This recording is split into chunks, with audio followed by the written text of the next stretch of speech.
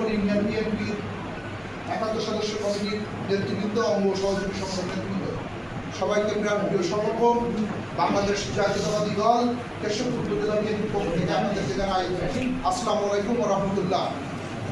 প্রিয় নেতৃবৃন্দ, আপনারা আগামী 5 তারিখ পদযাত্রা সফল করার লক্ষ্যে গ্রুপিং করবেন, প্রতিযোগিতা করবেন। প্রতিযোগিতাই হবে আপনাদের গ্রুপিং, এটাই আহ্বান। গ্রুপিংয়ের দুইটা দিক আছে, একটা হলো বাছাই লাগা আর একটা হলো প্রতিযোগিতা করে উপরে উঠে যাওয়া। আপনারা অঙ্গ সংগঠনের সাথে প্রতিযোগিতা করবেন, এক ওয়ার্ড আর ওয়ার্ডের সাথে প্রতিযোগিতা করবেন। আগামী দিনে কোন ওয়ার্ড সবচেয়ে বেশি সফলতার সহিত কর্মসূচি পালন করেছে ইউনিয়ন বিএনপি উপজেলা বিএনপির পক্ষ থেকে তাদেরকে পুরস্কৃত করা হবে। আমরা পর্যবেক্ষণ করব সাংগঠনিক বর্ষপূর্তি উপলক্ষে কোন ওয়ার্ড সবচেয়ে সফল কর্মসূচি পালন করেছে। আমাদের পর্যবেক্ষণের মাধ্যমে সফল সংগঠকের পুরস্কার দেওয়া হবে, সফল ওয়ার্ডের পুরস্কার দেওয়া হবে। আপনারা অনুপ্রেরিত হবেন, আপনারা গ্রুপিং করবেন এই উদ্দেশ্যকে সাথে নিয়ে। আপনারা যেখানে আলোচনা এখানে করছেন খুবই সামান্য ব্যাপার। দেখেন, বিগত 17 বছর আমরা ঘুমাতে পারিনি। বিগত 17 বছর আমরা নির্ঘুম রাত কাটিয়েছি।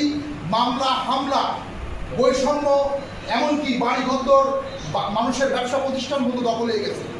আল্লাহর কাছে হাজার শুকরিয়া যে আপনারা এখন নির্ঘুম শান্তিতে রাত কাটান। এটুকু নিয়ে সন্তুষ্ট থাকেন। আমাদের হাত পা অনেক সময় বাধা থাকে, সামনে নির্বাচনের কৌশলের কারণে আমরা অনেক ব্যাপারে সাংগঠনিক ব্যবস্থা নিতে পারি না। তার মানে এই না যে আপনারা এই যে বঞ্চিত আছেন স্থায়ী বঞ্চিত থাকবেন।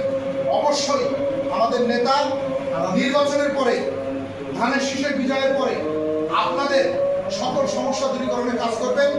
আর ছোটখাটো টুকটাক যে কোনো সমস্যা আছে সেটা আমরা নিজেরা বসবো, আগামী দিনে এগুলো উত্তরণ হবে ইনশাল্লাহ। কিন্তু আপনারা যদি মেন সমস্যা হলো ধানের শীষকে বিজয়ী করা, এই ধানের শীষকে বিজয়ী করতে না পারেন তখন আপনার ভাগ বড়রা কোনো কিছুই পাবেন না।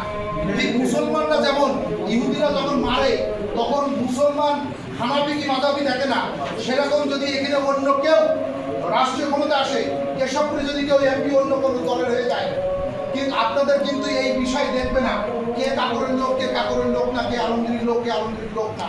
আপনাদের কিন্তু 17 বছর যে নির্যাতিত হয়েছেন তার চেয়ে বেশি নির্যাতিত হবেন।